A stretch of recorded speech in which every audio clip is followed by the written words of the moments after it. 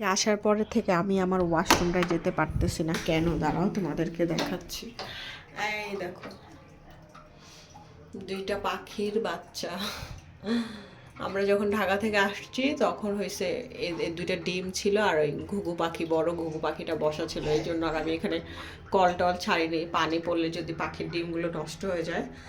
তারপরে যে এখন ডিম ফুটাই যে বাচ্চাগুলো হয়েছে, আর ওর মা আজকে 2 দিন ধরে দেখি উঠাও, এই জন্য আমি একটু চাল একটু পানি দিয়ে রাখছি। আর এই ওয়াশরুমটা আমরা ব্যবহারও করতে পারতেছি না, বাসা ভাড়া আমরা দিই আর এরা দখল করে আছে।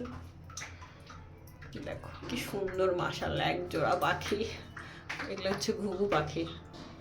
এই তোদের মা কই চলে গেছে তোদেরকে রেখে রে? ঘুঘুয়া, যেহেতু খাঁচায় বন্দি করে পাখি পালা ভালো না, পাখি আমার খুবই পছন্দ, এই জন্য আমি খাঁচায় বন্দি করে পাখি পালি না। হয়তো এরা একটু বড় হয়ে উড়ে চলে যাবে, আমাদের বাসার মেহমান আপাতত এরা।